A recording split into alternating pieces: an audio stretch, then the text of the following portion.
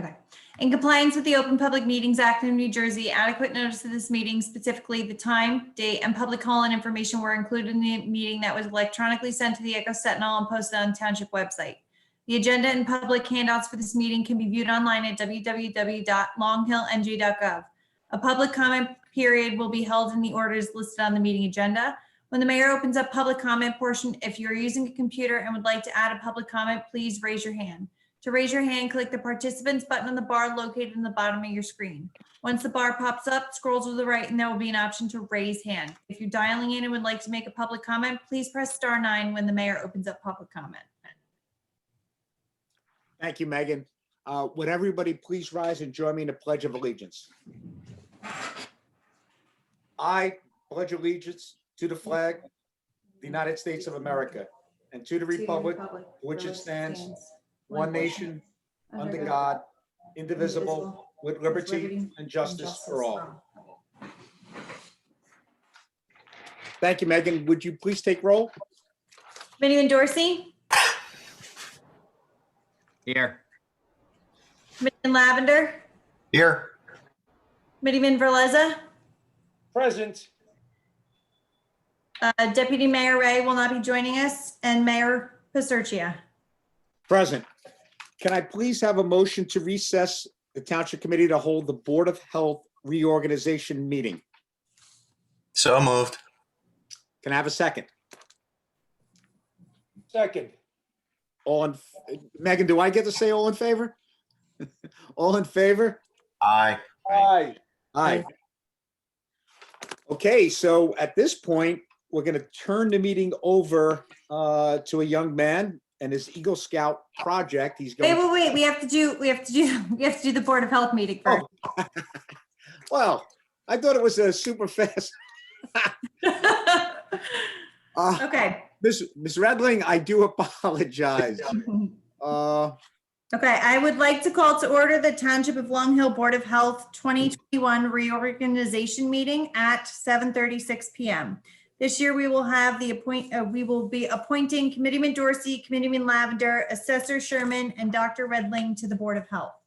So what I'm going to do is I am going to read the oath of office, and at the end of it, we're just going to do it all together. If you can just say I do. Okay. So it's going to be Committeeman Dorsey, Committeeman Lavender, Assessor Sherman, and Dr. Redling. Do solemnly swear that I will support the Constitution of the United States and of the state of New Jersey, that I will bear true faith and allegiance to the same and to the governments established in the United States and in this state under the authority of the people, and that I will faithfully, impartially, and justly perform all the duties of the Board of Health Committee according to the best of my ability, and that I will not use my office to grant preferential treatment, nor gain, favor, or an advantage not available to the general public, so help me God. I do. I do. I do. Committeeman Lavender, I do. Assessor Sherman, I do. and Dr. Redling. I do. Okay, so now that we have our Board of Health, I will call roll. Assessor Sherman, Here. Dr. Redling, Here. Committeeman Dorsey, Here. Committeeman Lavender, Here. Committeeman Verleza, Yep. Deputy Mayor Ray is not joining us, and Mayor Paserchia. Present. Do the nominations for the president for 2021. Can I have a nomination? I nominate Matt Dorsey. You can nominate. What's that? Second for Matt Dorsey, president. Sorry, who was the second? Vic. Are there any other nominations for mayor? I'm sorry, for president of the Board of Health? There's been a coup? No. Seeing no other nominations, can I have a motion to close the nominations? Motion to close the nominations. Can I have a second? I'll second it. Second. Assessor Sherman, Yes. Dr. Redling, Yes. Committeeman Dorsey, Yes. Committeeman Lavender, Yes. Committeeman Verleza, Yes. Mayor Paserchia. Absolutely. I have a motion to elect the president of the Board of Health for 2021, Matt Dorsey. So moved. Second. Second, Second. Assessor Sherman, Yes. Dr. Redling, Yes. Committeeman Dorsey, Yes. Committeeman Lavender, Yes. Committeeman Verleza, Yes. Mayor Paserchia. Yes. Matt, if you can, after I say, okay, I, Matt Dorsey, do solemnly swear that I will support the Constitution of the United States and of the state of New Jersey, and that I will bear truth, faith, and allegiance to the same and to the governments established in the United States and in this state under the authority of the people, and that I will faithfully, impartially, and justly perform all the duties of the office of President of the Board of Health according to the best of my abilities, and that I will not use my office to grant preferential treatment nor seek personal gain, favor, or advantage not available to the general public, so help me God. I do. Thank you, Megan. All right. At this point, I make a motion to appoint Mr. Pigeon, the Board of Health Attorney for 2021. I have a second. I'll second that. Assessor Sherman, Yes. Dr. Redling, Yes. President Dorsey, Yes. Committeeman Lavender, Yes. Committeeman Verleza, Yes. Mayor Paserchia. Yes. Thank you. All right, next on the agenda is the approval of minutes from the January 2020 meeting, which I'm sure everybody poured over. So I'd like to have a motion to approve the minutes from our last meeting. Approve. Second. Assessor Sherman, Yes. Dr. Redling, Yes. Committeeman Dorsey, Yes. Committeeman Lavender, Yes. Committeeman Verleza, Yes. Mayor Paserchia. Yes. And next on the agenda is the resolution. Actually, shouldn't it be 21-001? Yeah, I do pay attention sometimes. For the Visiting Nurses Association, for that resolution. So you're talking about the Board of Health 21-001 for the professional service agreement with the Yes, nurses, correct? yes. Okay. So we'll have to amend that. Can I do them both at once, Jack? We have to do them separately. You can do them as a consent agenda. Okay, so I asked for a motion to consent agenda to approve the Visiting Nurses Association agreement of Somerset Hills, and also to retain the services of Berners Township Health Department for the next 2 years. 3 years. 3, sorry. Who's counting? I'll move. Second. Assessor Sherman, Yes. Dr. Redling, Yes. President Dorsey, Yes. Committeeman Lavender, Yes. Committeeman Verleza, Yes. Mayor Paserchia. Yes. Right. So any new business anybody would like to discuss? Seeing none, for a motion to adjourn the 2000. You have to open it up to public comment. Okay, first I'll open up the public comment. Anybody have any public comments? Yes, Mr. Giannakis. Serious. Think you guys are doing a great job. Thank you. Thank you, Gary. All right. Any other public comments? Seeing none, I ask for a motion to adjourn the January 2021 Board of Health meeting. Anyone want to adjourn this meeting? I'll make the motion to adjourn. Glenn, Second it. all in favor? Aye. Aye. All right. Let's turn the meeting back over to Mayor. Thank you, Matt. You're welcome. And thank you, Teresa, and thank you, Glenn. Nice to meet you. Have a great night. So at this point, we're going to turn the meeting, I think this time, Megan, can I do this? Yes. Over to a fine young man and his presentation for an Eagle Scout project right here in Long Hill Township. The young man's name is Demetrius Giannakis. He has big shoes to fill because his brother, I think maybe 3 years ago, did his Eagle Scout project. So Demetrius, I turn the meeting over to you. Thank you. So You're welcome. my Eagle project for the town is going to be 2 signs for the Sterling Lake. I will be designing these signs, building them myself, fundraising all myself, and I have 3 ideas for where the signs could go. One is on the corner of Delaware by the shack. There's a open like area right next to the road. It's very public view, so it could get people to see the sign. There's another spot where the sign for the lake already is by the bridge. I could replace that sign there with the sign that I'm making. And there's a spot by the parking lot at the top on the road that connects to it on High Street. Not many people know that that's a parking lot, so it could get some people to park in the parking lot for the lake. The point of me making the sign for the lake is so the lake could get more attention and more patrons next year. Okay, so any questions from the Township Committee for Mr. Giannakis? The only thing I have for you, Dimitri, is just when if you do the sign up on the driveway entrance on High Street, like a couple houses down from you there, just check with the police just to make sure there's no sightline issues for people looking to go left or right when they're pulling out. Otherwise, I saw some of the designs you presented look pretty good. Clearly, you have your mother's artistic talents. So I'm looking forward to seeing your project when it's completed.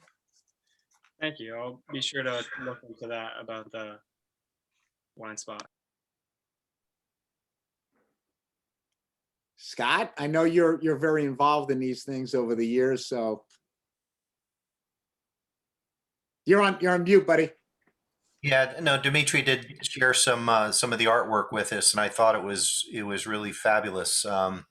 He did a good job using Lisa's recreation logo as a key feature of that. So it really ties in really nicely with the vibe around town. So good job. Thank you.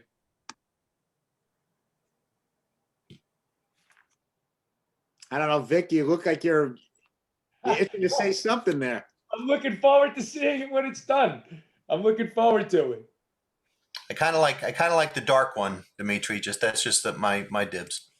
Dark one? Yeah, I know Lisa wanted that sort of Caribbean blue. They were trying to shift to that for the lake. So Okay, then I really like the blue one. Yeah, thank you.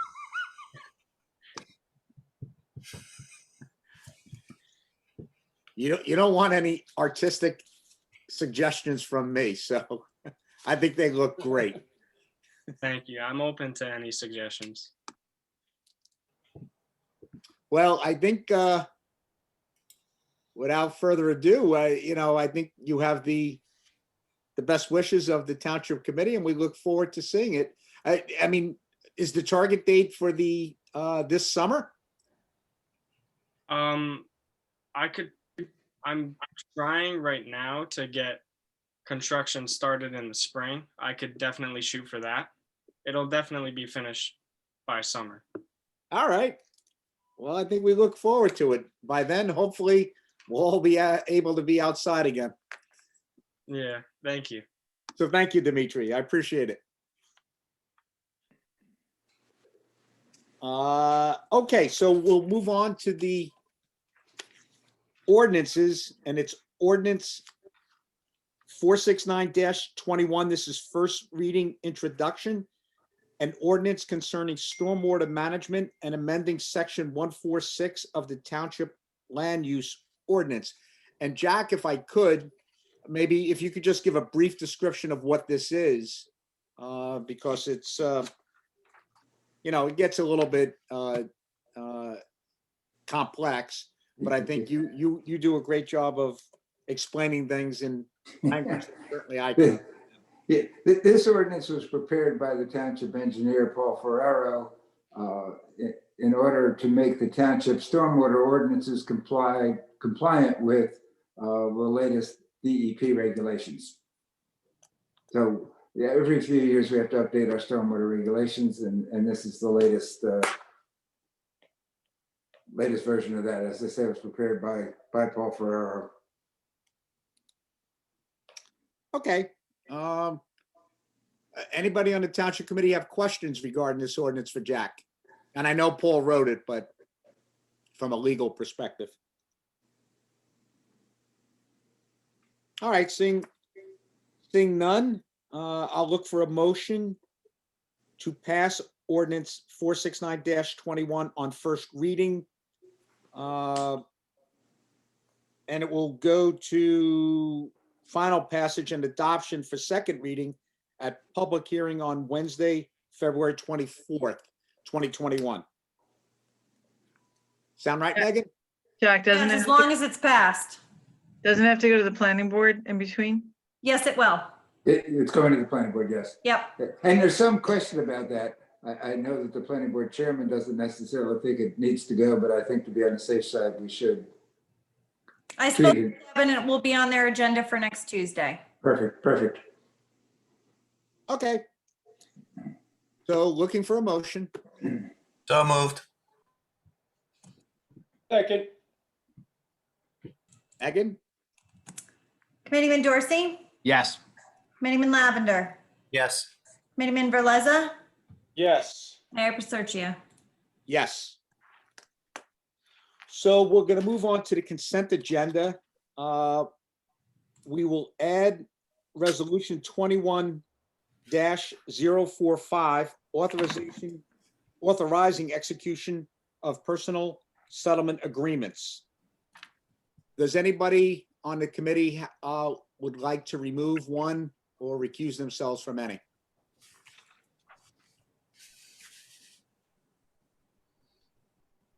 Seeing none, I'll look for a motion for 21-037 through 21-045. So moved. I'll second it. Committeeman Dorsey, Yes. Committeeman Lavender, Yes. Committeeman Verleza, Yes. Mayor Paserchia. Yes. So liaison reports. Matt, you're on my left, so we'll start with you if that's okay. That's fine. I'll let you handle the one from OEM because you do a good job with that one. Oh, geez.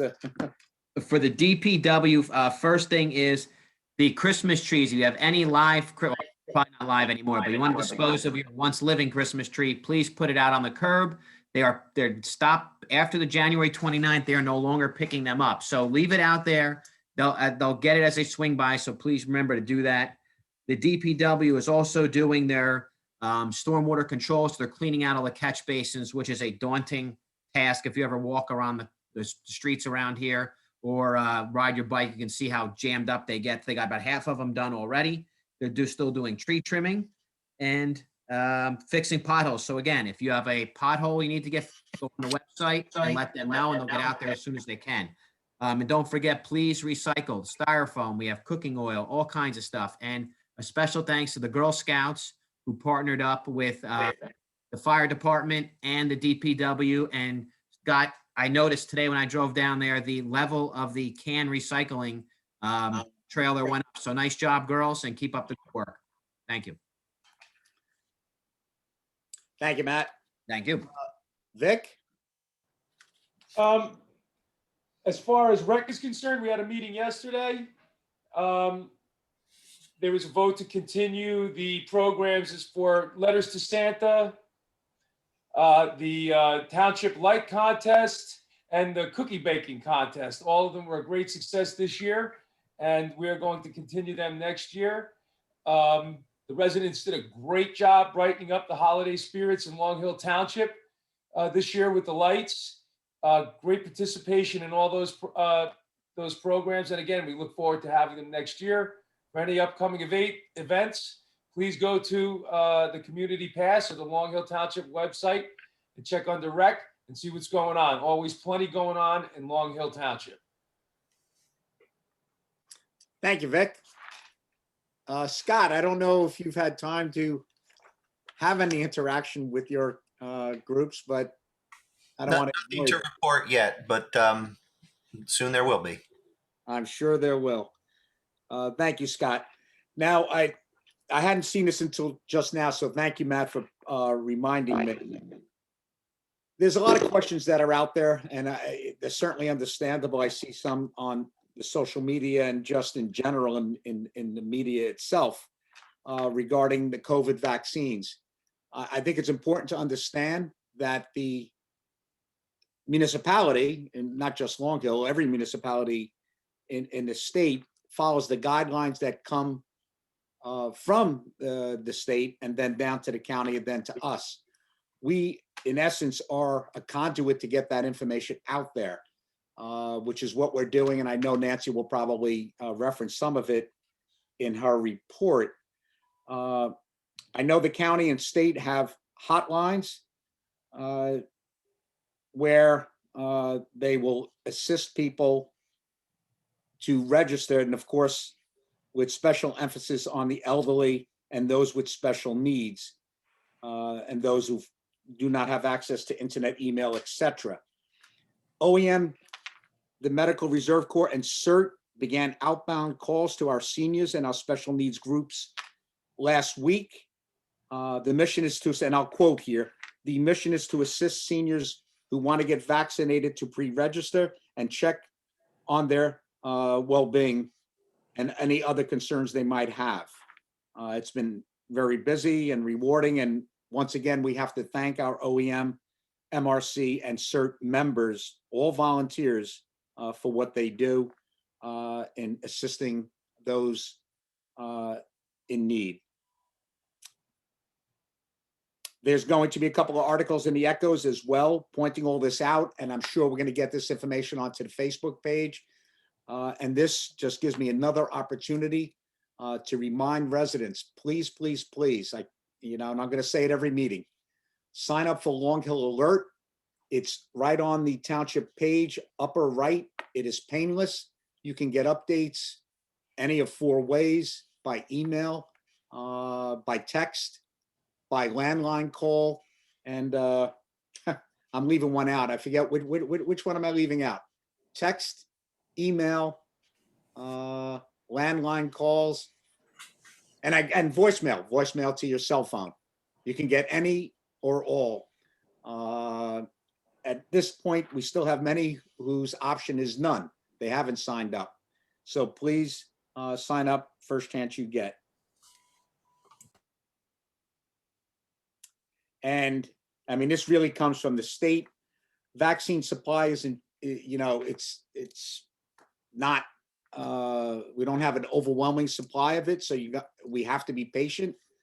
Please continue to practice social distancing, wash your hands, and wear a mask. And that's it. So, I'm sorry, go ahead. No? So Nancy, if I could, I'm going to turn this over to you for the administrator's report. Thank you, Mayor. You're welcome.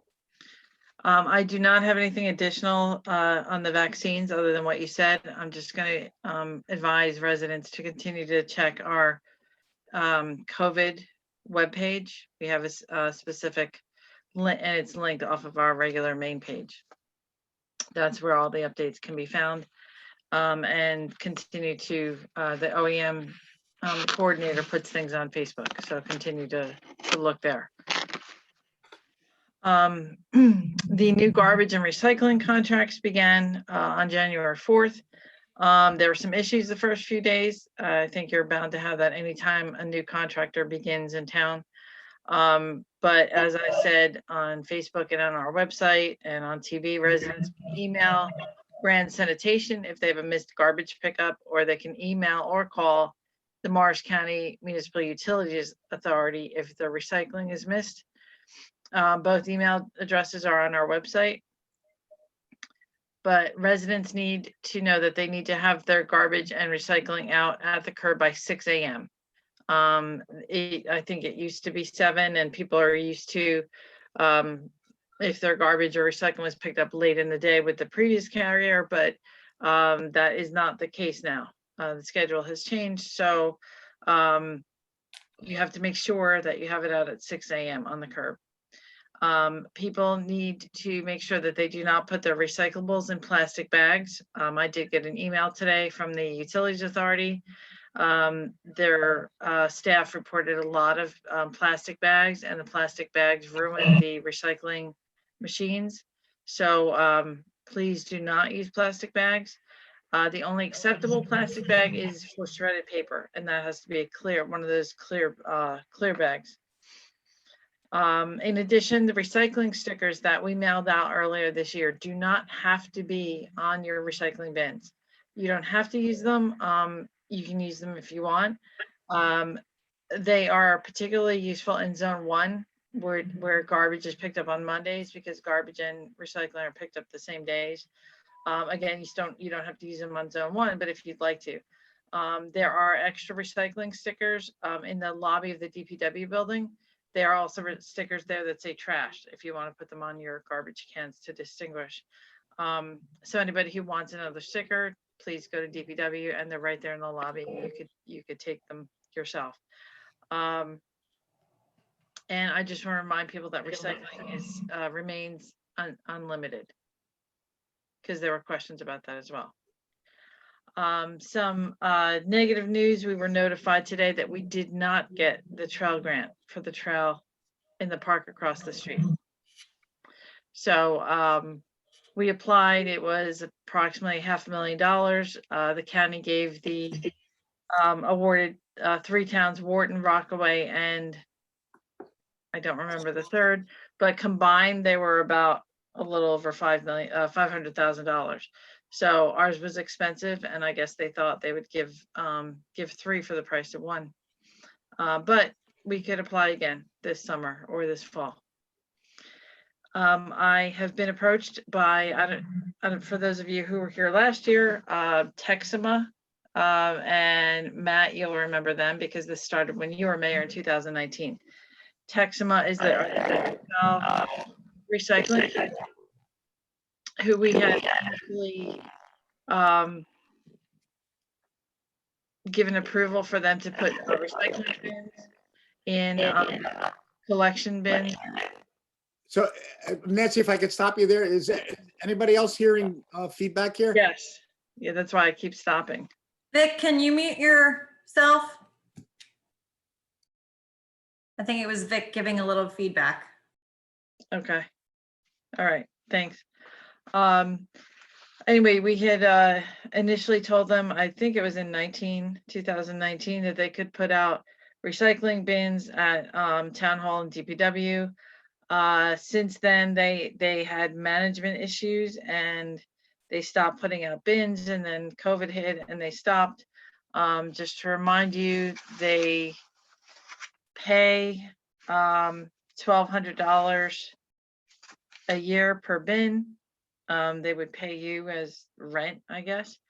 And the bins are 3.5 feet by 3.5 by 3.5 by 3.5. So the locations that we had identified were in the back of our parking lot. When you pull in, straight in the back on the right, and in the DPW, outside the DPW gate, or just inside the DPW gate, but that is closed on the weekends, so probably outside. So they emailed me again this week, and they wanted to know if you were still interested in doing it. So I told them that I'd bring it up with you, and you can decide if you want to go ahead with it now.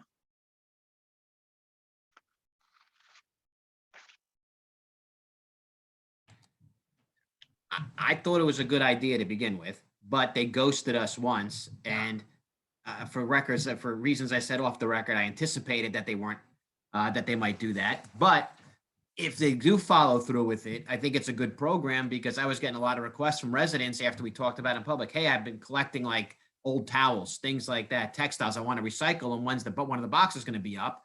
And unfortunately, they just ghosted us, and I never had an answer for them.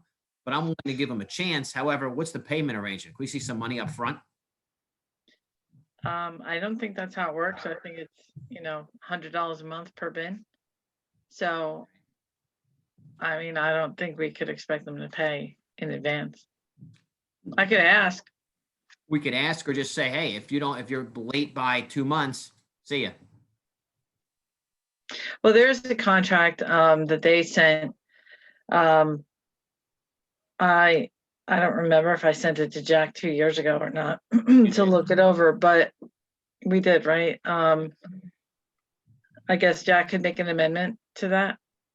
And Yeah, I'll have to look at it. I didn't know it was on tonight's agenda, but I'll follow up. yeah, it wasn't on the agenda. She just emailed me, so I No. figured I'd bring it up. Yeah, no, I'm not complaining, just, I'll have to pull it up. Okay, so how does everybody else feel about that? I have no objection. Vic? I'm fine with it. Yep, I agree with Matt. Let's follow his recommendation. Okay. All right, and the last thing that I have, this was not on the agenda either, but I'd like for you to consider something. I wanted to raise this issue. I've actually brought this up a couple times before, but now I have come across the perfect person for this role, and I thought I'd bring it up again. I'm asking you to consider to allow me to create a new part-time position, somebody to create content for LHTV and and for our other social media outlets.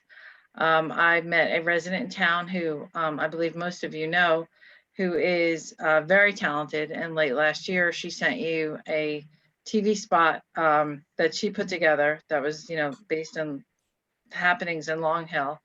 And it was excellent. And after speaking with her and reviewing her resume, I'd like to consider hiring her for a part-time role to enhance our TV and social media. I thought she could do interviews of, governing body members, police chief, whoever, and maybe highlight businesses in the area every week.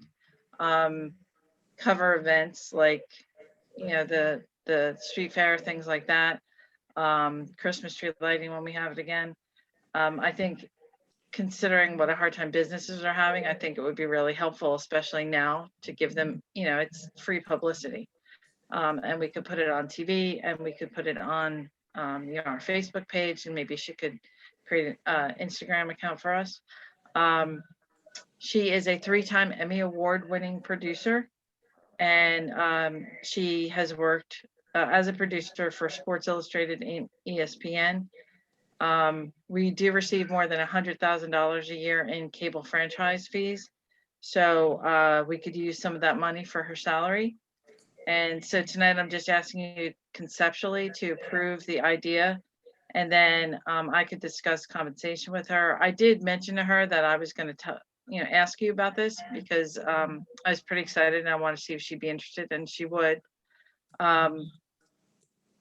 We didn't talk about money, but I mean, it's a part-time job and it would be priced accordingly. I would like to do some, if you're interested, do some research for what is the going rate, the going hourly rate for, local TV like this. So tonight, I just want to see if you're interested in the concept. I know that Brendan is not here, but I already spoke to him and he would be interested. So I thought I'd bring it up with all of you. Thank you, Nancy. So Matt, this was partly your idea, I thought originally, or Was it? something. I don't know. Well, I'll take credit for it if it works, I but contribute everything to you, Matt, including the locust. I think she lives by Vic, actually, but from what I was, but yeah, I think it's a good idea. It might as well worth looking into. Vic? I think it's a great idea. I think also she could help bring to light other events such as rec events that are going to be occurring in the community. Definitely to support local businesses. I think it's a great idea. I've seen similar type of stations in other towns doing interviews with local businesses at local happenings, this type of thing. I think it encourages people to tune into that station, and I'm all for it. Scott? Yeah, I'd have to agree as well. I mean, with the way media is changing too, it's getting beyond just TV and print now. Social media, all the different channels that are out there that people tune into. We really need to stay up with the times, and this just sounds like a really great opportunity to incrementally improve how we communicate with the community. Thank you, Scott. And I would just add, I agree with everything that was just said. Nancy, when you first brought it to us, I thought it was a great idea then. Now, especially after the last year and the challenges that all communities have had with COVID, and especially our businesses in town and our restaurants, this can help any small way we can do it. So I thought it was a great idea then. It's an even better idea now. Just quick, Nancy, did you put her on the CAC? Brendan appointed her last year. Excellent. All right, thanks. Okay, thank you. That's all I have, Mayor. Thank you, Nancy. All right, so let's move on to the discussion items. The road opening permits. Jack, who's this getting turned to at this point? Is that? I think Nancy's. I'm sorry? Right. That was me. Okay. Nancy. Our ordinance currently states that a road cannot be opened within 5 years of paving. But the practice over the last, I don't know how many years, probably at least 10, has been that people can open the road. And for anybody who's unaware, you open the road when you need to put in a gas line, or you want to change from a septic to sewer, things like that, or when you're building a house. So the practice has been that people have been getting permits as long as they heat seal the street when they're done. So it's not consistent with our ordinance. So I'd like to ask you to, I'd like to update the ordinance, and I want to ask you to either continue to allow people to open the road and if they heat seal it, or require that if they want to open the road, they come to the governing body and you pass a resolution if you want to let them do it. Or, you know, if you don't want to allow it at all, but we would have to not allow it at all, period. Exceptions are always made for emergencies. You know, the gas company or the water company is always digging up roads for emergency breaks, and they already heat sealed the road. So that's excluded from this. And depending on what you do decide, I'd also like to update it to name the engineer as the approving authority, because right now I believe it is an old zoning coordinator who hasn't been here in years and years. And I'd like to, if you do decide to go with the heat sealing, I'd like to name the DPW director to be the one to inspect it, since he's the most familiar with the roads. And I'd like you all also to consider raising the fee from $100 to $200, because these applications cross at least 3 departments and take a considerable amount of time. So the first thing that I want you to decide is, do you want to allow people to open the roads even though they've been paved within 5 years? And if you do you want just the engineer to look at it and have them heat seal it, or would you rather come before the governing body for a resolution? How long does all that take? That's the question. To come before the governing body? Well, I mean, yeah, it depends when your meetings are. If it's over the summer, you know, you only meet once a month. So it takes as long as the next meeting is, I guess. Would that be in addition to the engineer? Because I hope the engineer has a little more experience than the 5 of us when it comes to road construction. Yeah, I mean, I guess coming to you would just be a formality. And basically the engineer would be looking at it in the first place. You know, when they come in, they come into the clerk's office and she sends them to the engineer now, and the engineer checks with the DPW director to see when the last time the road's been paved. And then, you know, they make a decision accordingly. So if you want to skip the step that it comes, you know, come for a resolution, like, that's fine, because all those other things are going to happen anyway. I just wanted to give you the option. I didn't want to bypass you since it's your ordinance.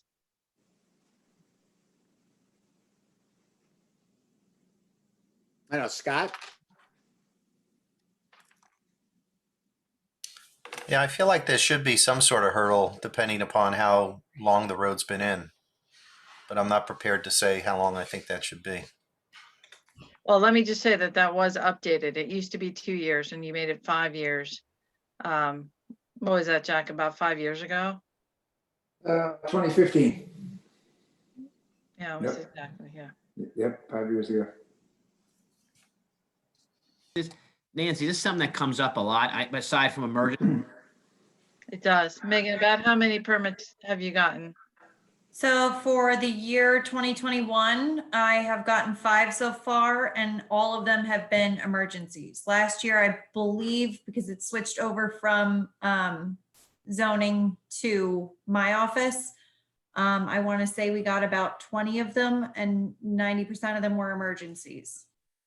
After that, yeah, so most of the ones that we get are emergencies, but they do come up, fairly often. And the ones that it doesn't necessarily mean that everyone that we get is on a road that has recently been paved as well.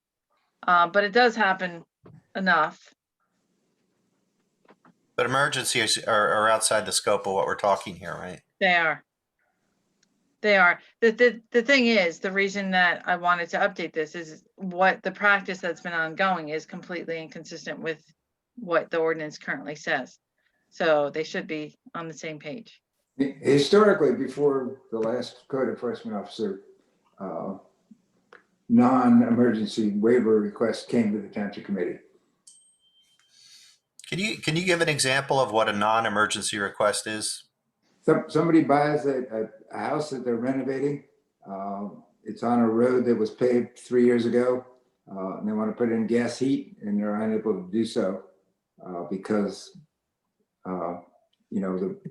it's within the 5 years, 5-year moratorium. I recall one, people were improving a rundown house, so the township committee thought it was worthwhile to allow them to install the gas line, things like that. And so we haven't gotten a lot of those requests, it sounds like, in the last year. We've only gotten emergency requests. Not only, but half dozen or so who are not emergencies. I know Brendan had one, right? When he, last year, he had one when he put in, I think he put in sewer in the house that he was renovating. Right. People get driveways. They need them often. I have no problem with the new the non-emergencies coming to us, and as Al Gallo correctly, I asked him because he deals with this on a day when it happens, is that he recommended that we oversee or at least approve the non-emergency ones, just because to make sure it's done correctly and they follow through with it for heat, sealing, or whatever needs to be done to patch it up as nice as possible. And I'll defer to Al's recommendation just because that's his business. Good. So Vic?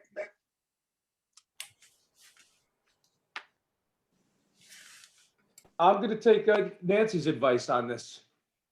I'm good with it. We should raise the fee to $200, and I'm in line with Nancy. Yep.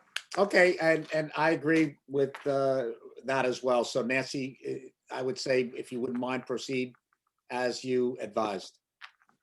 Well, but which one are we doing? Are we doing the resolution to the governing body, or are we going just the application to the engineer? Well, okay, I apologize. I mean, I think what Matt said, and I agree with the recommendation that came from Al Gallo. The resolution would come from the township committee. Is For that? non-emergency applications.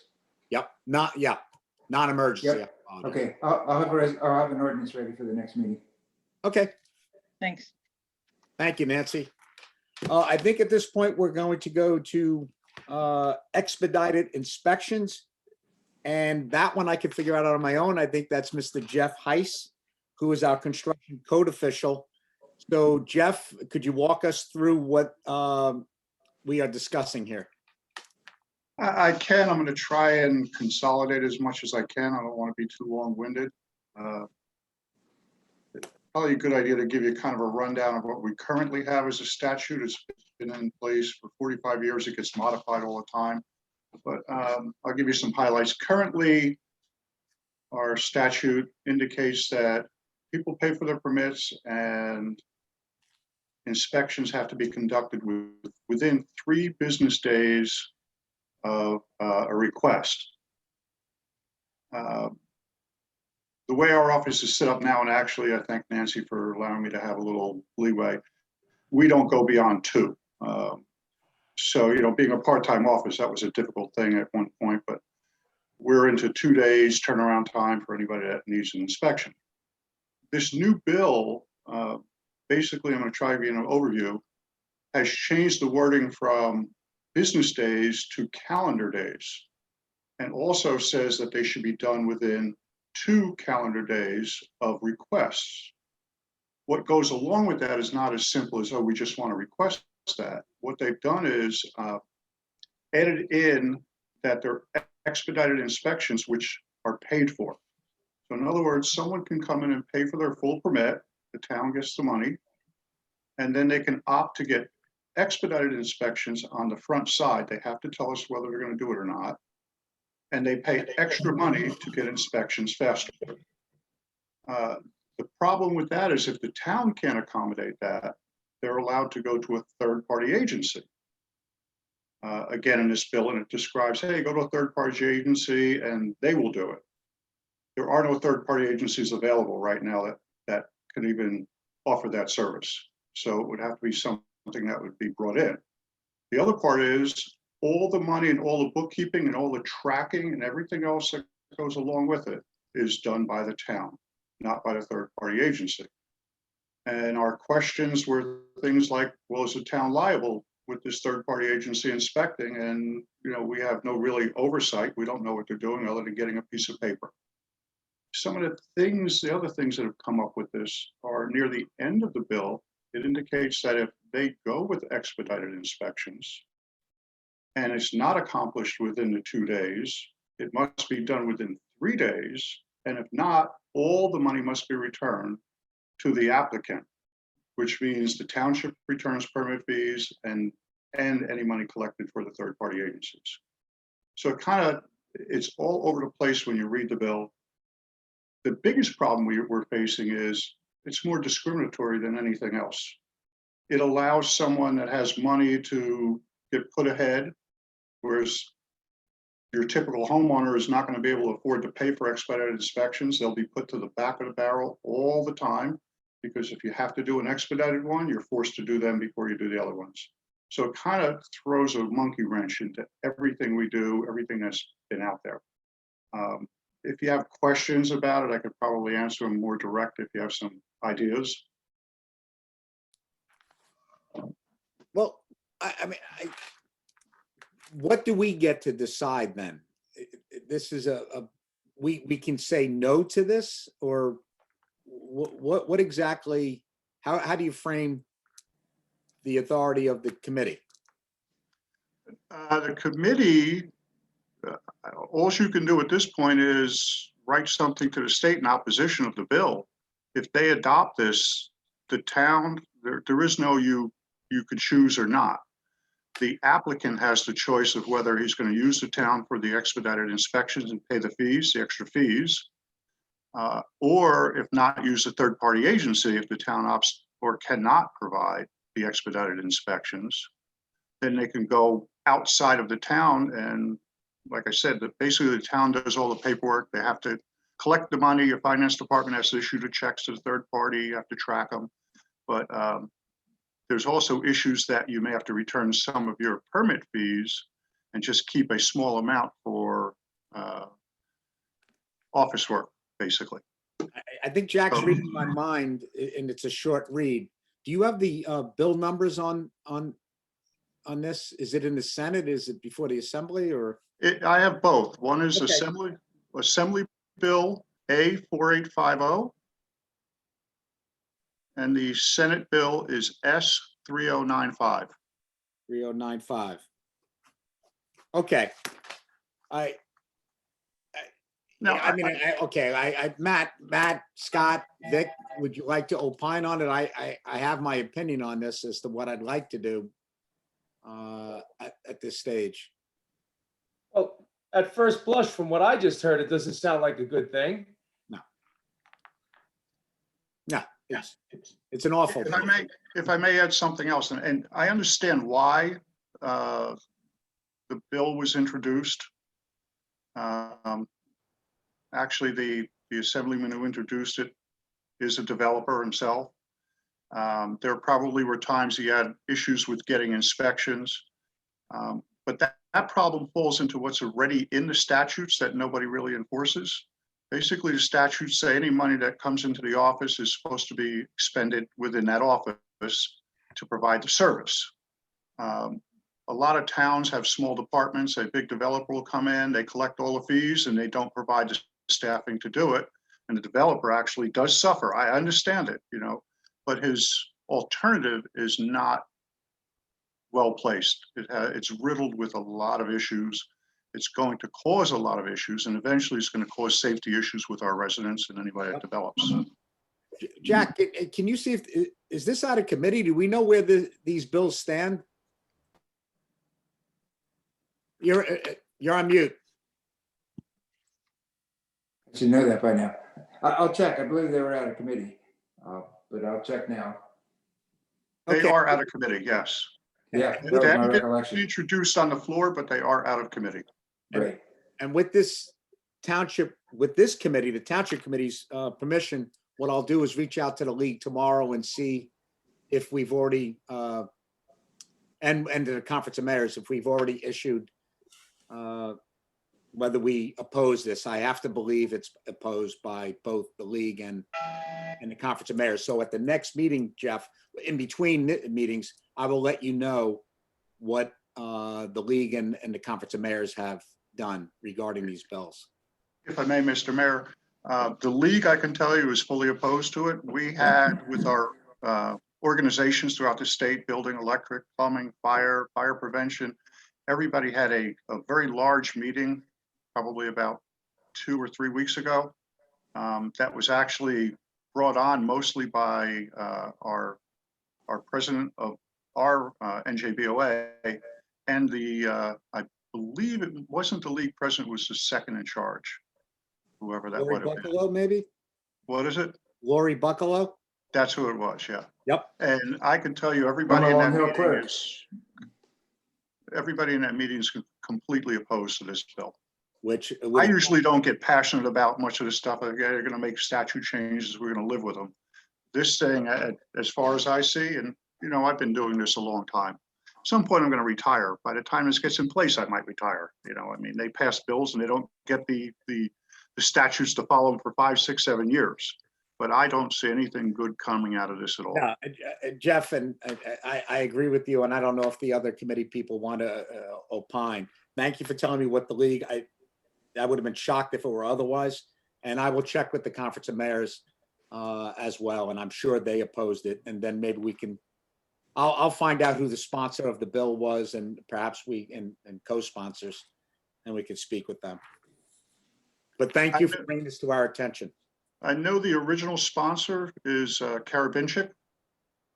I don't know his co-sponsors, and I don't know who's sponsored in the Senate. I could look them up, but I don't have them off the top I of can my get head. that. I can get them. I'm sure Jack has it already, probably. But if not, Jack, I don't want to put you on the spot there. That's easy enough. But Jeff, I appreciate you bringing this to our attention. I agree with you completely. This is it's bad policy on so many levels, not least of which it would put people with money ahead of the line, and that's not the intent of a construction office. And potentially remove control from the municipality. Absolutely. Yes, it would. What was the bill number again, Jeff? The assembly is A4850. Good. That's all I need. All right, so Matt and Vic, I don't know if you wanted to say anything. And Jeff, thank you for taking the time to be with us this evening. Thank you for taking the time to listen. Appreciate it. It was voted out of Assembly Committee in December. Primary sponsor was Patrick Deegan.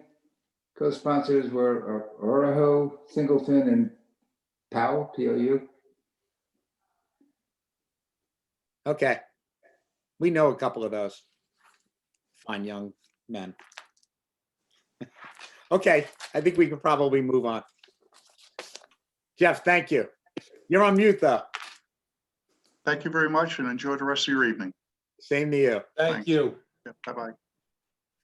Okay, so the next discussion item is the LSRP environmental scientist for the Tiefer, which is the Prism owned property, commonly known as the Millington train station.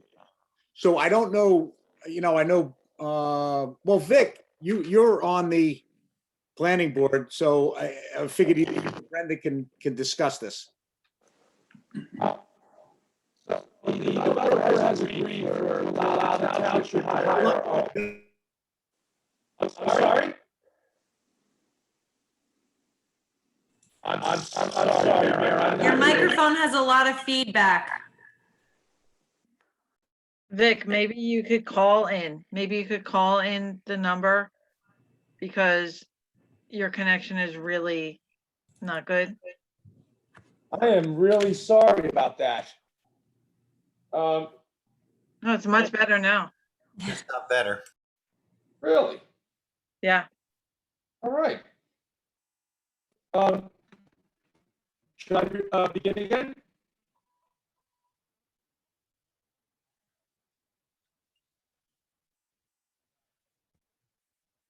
Am I that bad again? Because I'm not hearing anybody. As soon as you start speaking, it gets like feedback again. Maybe if I take away the audio, video? Yeah, that's better. Is that better? Okay, cool. Should I begin again? Yes. Okay, so the developer has agreed to work with the township's LSRP. The recommendation is that we hire our own independent LSRP to work with the developer's LSRP. The developer's LSRP will report to ours in real time, therefore allowing our community to know what's going on with that site regarding the environmental issues and processes that are implemented for our safety and regarding the removal of the contaminants on that site. We'll get that information in real time, and it'll give us an opportunity to respond to any situation that we might feel is a potential problem in real time or close to real time without having to file Oprah requests and things of that nature. So, I feel strongly that the township should hire our own LSRP for peace of mind and to, within the boundaries of what our LSRP is allowed to do, try to make sure that all, protocols, all safety protocols and procedures are followed properly, which I'm sure that they will be. I'm sure the developer and their LSRP have every intent, but this is like a second layer of insurance for us. So Vic, this is Guy. The planning board, was this the unanimous recommendation of the planning board? Yes, it was. I'm sorry, I don't recall if it was unanimous, but it is something that we pushed for. Okay. Matt Scott, do you have questions for Vic? And then I think maybe I'd like to turn it over to Jack just from a legal perspective, but perhaps Matt and Scott can comment. Vic has been in the thick of this for over a year, and he's been in all the meetings and listening to all the residents and everybody else. So I'm going to defer to Vic on this. I think it's a good idea. Unfortunately, there are still some people that aren't going to listen to what any LSRP says because they have an agenda. But I agree with Vic. I think it's a good idea for some oversight. Thank you. I just want to get a little bit of clarity on exactly what it is so Vic, what we're saying here is that the developer will have their person and then we'll have one of our people check their person. They'll have their person and their person will report to our person to let our person know what's going on. What kind of data do they provide? I'm guessing that they would be providing information regarding the removal of all contaminants from that site, how it's going, what they're doing, how they're doing it, when they're doing it, what protocols and measures are being taken to assure us that it's being done safely. And this would also have to do with like the air quality monitoring and the stats on that, right? Correct. All environmental contaminants related to that site and their safe removal. And are we providing any requirements as to the credentials of the person they hire? The person that they hire is certified by the state and licensed by the state. Okay. And so the person that we think we need on our side, is this person really effectively an auditor, or is it a redundant credentialed person? Is this? Basically, our LSRP wouldn't really be able to tell their LSRP what to do, but it would be a second layer of security for us. It's the best that we could do under the situation. In this situation, it's the best layer of security that we could provide to our community. That's my opinion. I believe, Jack, I believe that's your opinion also. And if I could, Jack, I was just about to say, Scott, if you don't mind, I'd like to turn over the answer to your question really to Jack, because legally the town is not required to. And this is, I think, being done out of an abundance of caution, which I support. But from a legal perspective, Jack, could you walk us through what we're discussing here? Yeah, I think the LSRP program was established by DEP basically because they were shorthanded. So in fact, the LSRP really works for the DEP as opposed to the developer or the property owner.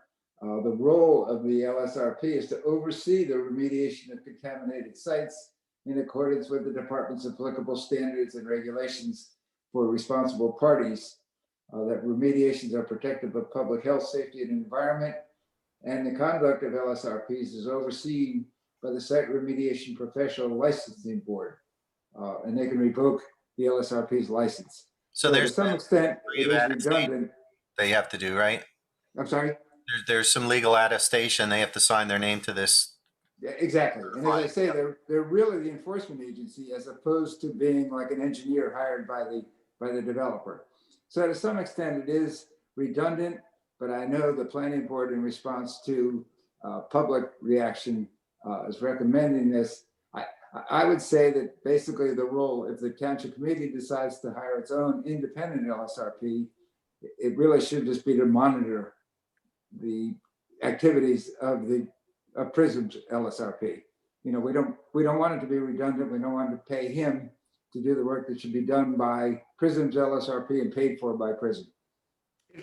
And if I could, if this committee would indulge me and perhaps the public as well, I see that the planning board chair has his hand raised, and he's been involved in obviously all of these discussions over the past year.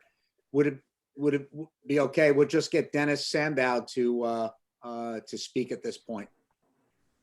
So Megan, if you can permission him. Nancy, I don't have co-host rights. If you could unmute him. I got it. Thank you. Go ahead, Dennis. Thank you, Mr. Mayor. Everybody hear me? Yes. Yes, sir. The LSRP that is hired by the applicant, by the developer, is obligated to turn over his reports and findings to the town. Those apparently will be quite voluminous, quite tedious, quite impossible for anyone, any lay person to understand. The citizens who raised concerns during the course of the hearings said, how do we understand what's going on? And the solution was that the town would hire an expert with some level of qualification to boil down the reports that are in the official format and put them in a presentable form so that we can put 100 words on the website and say, this is what's happening, this is what we found, and this is what we're doing about it, just as a sort of an information conduit between the developer and the folks in town who are concerned. Thank you, Dennis. That confirms it even more so for me. It's not just a double check on what the LSRP hired by the applicant is doing. It's something where it would be put into language that this committee could understand as well, and of course, the public. Is that a fair characterization? Absolutely. I would expect, however, that the committee would know more than the public. Is that an assumption, Dennis? Yes, it is. You know what happens. You know where I'm going with that, right? All right. Dennis, thank you.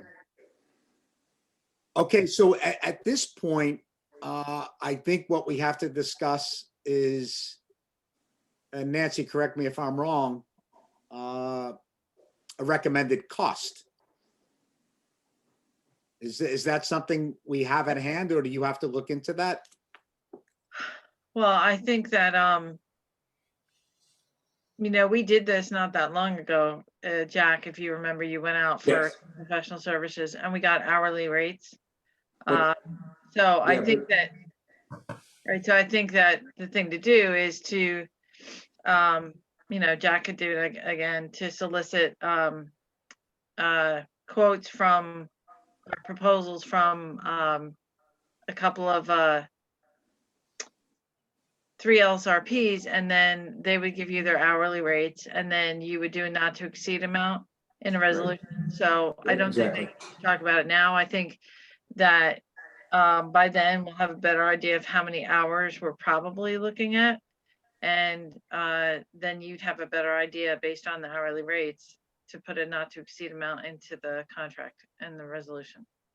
Well, I can ask them too for an estimate how much time they think it will take, because as we've discussed, they won't be serving as LSRP. They'll Right. just be representing the township's interests. So, so I don't think, It would be us and not the planning board hiring the person? Well, I think once the planning board gives its approval to an application, their job is done. So I think. Oh, okay, so we would any- get the LSR, okay, that's all I Yeah, wanted to it'd know. be the township committee. Okay, so, I mean, I don't, how do we proceed, Jack, at this point? Do we take a voice vote, or? Yeah, I think just get a consensus to follow through on Nancy's recommendation that I, issue an RFP and try to get 3 proposals with some kind of anticipated budget. Okay, I mean, do we want a motion or just Nancy? No, I think consensus is fine at this point. You'll certainly have to do a resolution to So I'll go. retain that person. Matt, Vic, Scott, what are you feelings? I'm on board. All right, and I am as well. So Nancy, if you wouldn't mind, proceed as Jack recommended. I Thank think you. I'm proceeding as Nancy recommended, but either way. I meant the process from That's okay. and then, of course, the process we follow from this point. I think the important point here for the public to know is that, the role of this person is to make all this technical information very digestible, so the people who live in the neighborhoods really understand what's going on and they're kept informed. And living in that area, that's important to me, so. And as I'll well, make that clear to the people I reach out to. thank you, Scott. Okay, so let's go on to old new business. We'll just combine it. Is there any old and new? I have one quick new thing that came up.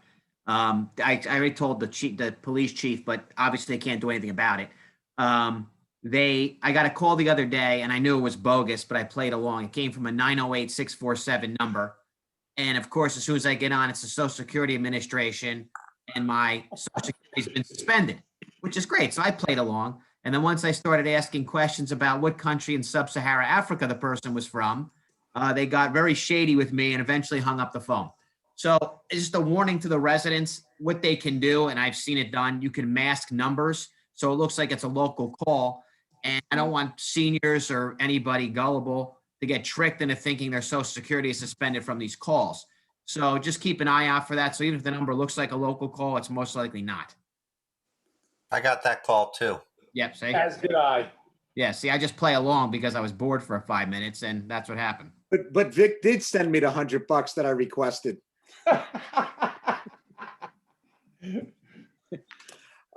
Any other old and new? I have some new business. Off you go. All right. First of all, Nancy, great job regarding the holiday. Amongst so many things you do a great job at, but the holiday lights, you know that it's something that I'm very interested in. It might sound silly, but you did a great job. I was hoping that we could, add upon the collection, since this is probably a great time to buy them. They're probably on sale now. Maybe they're not, but I would assume they are. But I'd like to get enough lit garland to finish all of the poles on Main Avenue. Maybe get a few more things for City Hall, and definitely add to Valley Road, where we have one snowflake every 200 yards. Maybe we could, I know not all the poles are accessible, but if we can look into continuing to improve upon that venture, I think it would be great. Thank you, Vic. Also, another item of new business, just when you thought you shut me up, right? No, go ahead. The entrance to Cantor Field, some work was done there. I'd like us to continue to beautify the entrance from Valley Road. I think we need a sign with some shrubs. We need to widen that path. Al Gallo and DPW did a great job trying to remedy the drainage issue we had there, but I don't want to stop there. I want to make sure that the entrance to our prized facility, Cantor Field, is properly addressed on Valley Road and looks great with a sign and shrubs. Maybe Scott can have Dimitri expand his project then for Eagle Scout, put a new condition on it. We got some other Eagles coming up, so there'll be plenty of help. And Vic, I want to second what you said. Nancy did a great job at your subtle suggestion. I agree. Let's just continue this process wherever we can. I think it was very well received by the community. And as far as Cantor Park, we did discuss that at the reorg meeting, that one of the things we would want to look into is improvements at Cantor. I agree with you. The entrance as you come east-west should, and this has been something you've recommended since you were first on the committee. I agree with you. That is a gem in this town, and we need to improve it even more than what it is currently. So I don't know what that's a discussion item. It will come up in capital, I guess, when we start discussing it. But I'm supportive of both of your recommendations. Thank you. Thank you, Mayor. And Scott, new, I know, probably not yet, but in future meetings, I'm sure you're going to have. It's hard for you to have old business when you just was sworn in, but I don't want to step on Vic's snowflakes. all right. So appointments to the boards and commissions for 2021. The Watchung Hills Regional Municipal Alliance, Judy Carbone, Benjamin Lindeman, Melissa Baker, I apologize if I mispronounced your name, Tina Osman, and Detective RJ Sutton. I want to thank you for stepping up. That is an important group. And I, on behalf of the committee and the community, I want to thank you. So we're going to appoint them this evening. Mr. Tom Flatley, who we all know, thank you, Tom, is going to be the Green Team Advisory Committee liaison from the Environmental Commission, upon which he already serves. Lauren Neff, and Jack, correct me if I'm wrong. I think these are Township Committee appointments, but Lauren Neff comes highly recommended to us. I'd like to appoint her to the Green Team with your agreement. Mead Briggs, who I don't think needs any introduction, as a former committeeman and deputy mayor in Long Hill Township. He has volunteered for the beautification committee, and I'd like to appoint him as chairman. And for the green team, I thought we had already done this, but again, I think it's township committee approval, is Jake Raymer as chairman of the green team. So I know that's somewhat bifurcated there, but if everybody is in agreement with Mead Briggs, beautification committee chairman, green team Jake Raymer chairman, and a member of the green team Laura Neff, I guess we can just take a voice vote for the. Yeah, I would move it and second it and take a voice vote. Okay. So I'm respectfully asking for a motion for the appointments as stated. So moved. I'll second. So Megan? Committeeman Dorsey, You can Yes. do all in favor. Oh, all in favor? aye. Aye. So announcements, I don't think I have any announcements, but for those Seton Hall Pirate fans out there, we have 3 on this call, 4. We have 4 on this call. I want to publicly state that the refs cheated Seton Hall out of a win last night. And for all you Villanova Wildcat fans out there, we're coming for you when you come to our house. That was a god-awful call. It was. Only topped by the call in 1989 That's right. at the national championship game. So that goes out to the Michigan fans. The 89, The phantom foul. what's that? The phantom foul. We Yep. we have long memories. Not that I'm bitter about it. My wife always says to me, "Give it up. It's been how many years?" I said, I'll be talking to God when I hopefully make it to the pearly gates. Okay, so any announcements that I might have missed? I know there are any events in town coming up that with the lockdown, maybe not too many, but soon we will have some. At this point, I guess I will turn it over to the public. And Megan, I suppose I have to ask you, have we received any written comments? Or do I ask that after the public meeting portion? Nope, you can ask that now. We did not receive any written comments, Mayor. Okay, so then let's get back to the meeting. It's open to the public. Please be respectful of all members of the public that might like to speak. If you could, try to limit your remarks to 3 minutes. And at this point, please, let's turn it over to our public. Mayor, right now we have 3 people who want to speak. Megan, they need to say their name and address, right, for the record. Okay, Pamela, you're first. Please state your name and address for the record. Good evening. It's Pamela Ogens, Ogens, 36 The Crescent in Millington.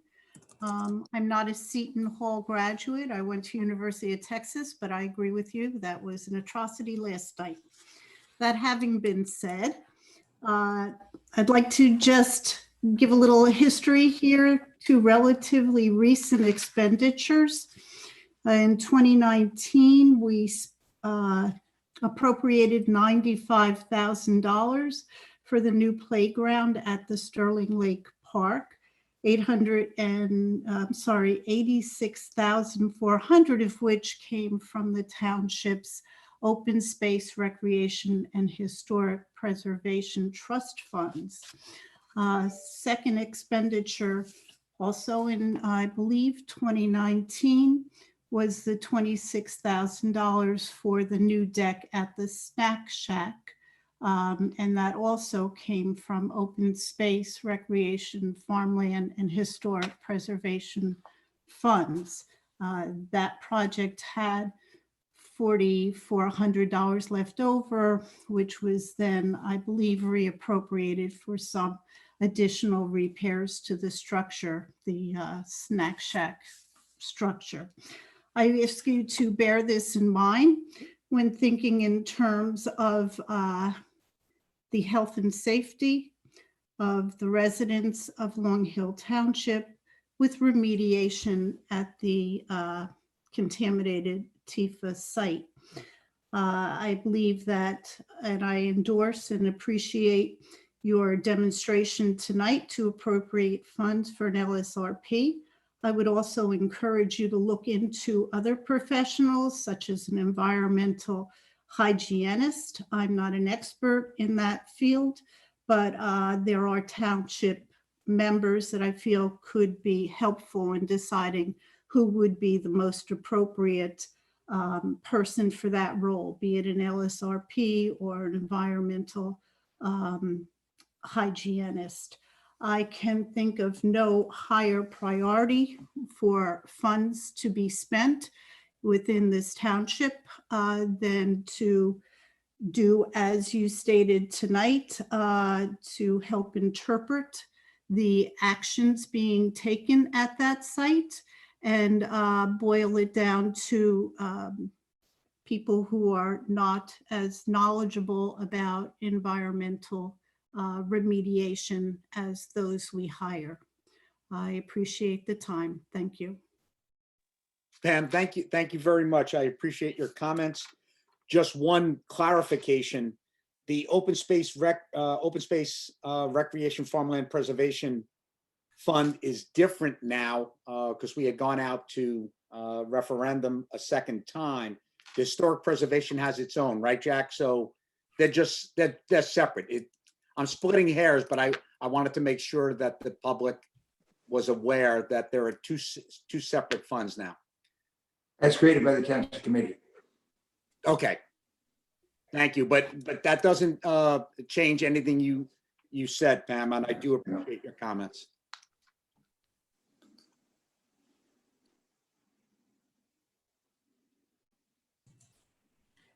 Next, we have Dennis Sandow. If you could state your name and your address for the record, please. Dennis Sandow, Windsor Way, Millington. While fascinated by this meeting, I've been sitting here paying bills, and I come across a bill from New Jersey American Water, which includes a sewer add-on, which is not unexpected being January. And what they have done, it's a split month bill. It runs from the middle of December to the middle of January. And what they have done is they have charged me for a couple of days in January at a rate which is totally incomprehensible. I'm not saying it's wrong. It's just that they have given me no information as a bill insert as to how this amount was calculated. I cannot know if this is based on current month's usage or whether it's based on 6 months of non-summer usage, which is the way we used to do it. I do not know how the rate is calculated. All it says is $1.82, and I don't know what that represents. There is a standard set of notes accompanying this, which says nothing. It seems to me that American Water could do a better job of helping us to understand just how it is that they are taking over the billing, especially since they guaranteed that the billing, the dollar amount of the billing would remain the same for everybody. Right. And that might be an open item for their next billing cycle. Right. I think it was brought to our attention by some residents that some of the bills looked inaccurate. And Nancy, I know you reached out to NJ American Water. There are 140 or so. I believe it's 114. 114, sorry, bills that were inaccurate. However, I don't think what you just mentioned, Dennis, is the same thing. You're just saying it's the amount is nominal, of course, $1.82, but it's not clear what it's for. Am I understanding? That is correct. And the other issue, and I probably shouldn't complain about this, is that for what they billed me, that is to say from January 1 through the billing date, works out to about $1 a day for sewer. And I'm not going to complain about that, but that actually is only on an annualized basis. That's only about half what I had been paying. So there is some explanation lacking somewhere. Okay. Look, they've been very responsive, Nancy. I know they were responsive to you when you called. We can reach out to them and ask if the bill in some way, and they're required by law, I think, to identify clearly what a specific charge is for. So I would think they'd be happy to hear back any feedback regarding clarification on the bill. So Nancy, can I throw that to you? Thank you. And Dennis, thank you.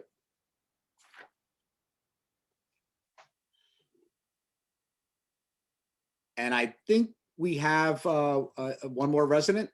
We do. Thomas O'Leary, I'm going to allow you to talk. If you could state your name and your address for the record, please. Sure. Tom O'Leary, 151 Division Avenue, Millington. I think it's great that the town has decided to hire an LSRP. I just want to point out to you guys that, you know, I'm a construction lawyer. I've done it for about 20 years. In my experience, I don't think you guys necessarily have to go out of pocket to accomplish this. What I typically see in my professional life is that a township will enter into a developer's agreement with a developer. And as part of the developer's agreement, they'll require them to establish escrows. And then you can use that to pay for the LSRP. So I just put that out for your thought to save you a few bucks. The other thing that you might want to consider is, you know, in my experience, developers, I'm sure Prism's no different, is they set up single purpose LLCs where the only asset is of the LLC is the property that it owns. And they do that to minimize their exposure and liability to the parent company. Typically on a construction project where projects go bad, and I'm speaking from 20 years of experiences, when contractors or developers encounter unknown subsurface conditions, there's risk in any job. And so, you know, one of the concerns that I think you should consider is what happens if the developer opens up the site and for some reason, you know, something bad happen and they decide they're not going to proceed anymore because of, you know, the single purpose LLC is the entity that owns the property, and so there's a risk there. And typically what I see is a lot of times towns will require a performance bond. Typically it's done to ensure completion of the project. I'm not suggesting that you should require them to bond this to ensure completion of the project, but you might want to have them put up a certain amount of bond, you know, like $500,000 or whatever. You talk to your engineer. This way, if something goes bad, you guys have the ability to call on the surety to take control of the site and close the site back up. It's a thought, you know, and typically that's all done in the context of a developer's agreement after you get the site plan approval. My only thoughts, just there for some thoughts for you guys to consider. That's all. Mr. O'Leary, I do appreciate you pointing that out. I'm not a lawyer. Yeah. I know Jack is a land use attorney. Jack, how does that work? The second part of Mr. O'Leary's recommendation, a performance bond, but is there a limit, a maximum? How does that work? Yeah, it's set by the MLUL. It can be 120% of the estimated cost of improvements. In our case, I believe we just required, in the case of a site plan, for the 10% cash portion of the performance bond. But we do require a performance bond for the very reasons that Mr. O'Leary outlined. Yeah, Guy, typically a cash bond is the cash is usually posted to cover the inspection fees for the township engineer to go look, and that's what typically gets paid. But what I'm suggesting is then you have a separate surety bond, which is about 90% of the engineer's estimate or whatever, or you know, it covers. There's a surety bond that's posted up, which gives the township security, and basically the way the surety bond's written, it's a surety, and it's for the benefit of the township, and they're named as the obligee on the bond, and it's a thought. But it's all in our ordinance. In fact, the MLUR was amended several years ago to also require a safety and stabilization guarantee, which we also require the developer, and we will require a prison. So, you know, I think we've got those bases covered. Okay, I just wanted to I just want to make sure, share the benefit of my experience, because you really don't want to be in a situation like where, the site's open and developers bankrupt, and then it becomes your problem. I agree. And I always think of the worst case scenario in my personal life, so I figure I'd share the benefit of the experience. Okay. That's Don, that's thank our you. job. I appreciate it. Okay. We had that baked in there, correct, Mr. Pigeon? Yes, it's all set forth in the ordinance. You made sure of that. I remember that distinctly. Yeah, you can't add things to a developer's agreement that aren't specifically authorized by the ordinance. So it's all covered in the ordinance. Yep, I recall. Okay, I think I see another hand, Nancy? Yes, CA would like to talk. If you could state your name and your address for the record, please. Can you hear me? Charles Aronowitz, Heritage Road, Millington. Couple comments on the LSRP you had discussions on. Victor and Mr. Ray are aware that the LSRP that the applicant hired has no experience with asbestos and no experience remediating asbestos. However, as Mr. Lavender pointed out, they still have to sign off on it. But it was of grave concern to the public that this individual didn't have this experience with asbestos. In addition, the LSRP had never, during the 10 or so hearings, had never visited the site, which was concerning to all of us. And the other concern is we talked tonight about, well, we're going to get air monitors up. If you put air monitors up and there's a problem with them, that means the asbestos is already in the air. The horse is out of the barn. What's more important is when you come into this site, what steps do you need to take so you don't set the air monitors off? That's the major concern to the public. And the fourth thing is just in the comment that Mr. O'Leary made in my email to all of you,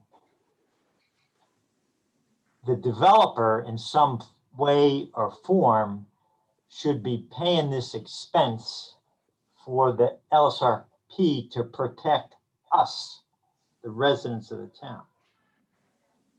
That's all I had on the LSRP. The second topic tonight, I didn't see resolution 21045 on the agenda. And I believe you added it. I would just encourage you in the future that we as the public see all consent items in advance, especially when we can't comment on them. Thank you. Thank you very much, Chuck. I appreciate it. I don't see any other hands. So speak or forever hold your peace. Seeing none, I would just wish everybody a happy and blessed 2021 and look for a motion to adjourn.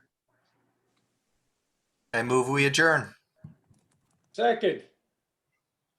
All in favor? Aye. Aye. Have a nice evening, everyone. Take Good care, Good night, everybody. everybody. Take care.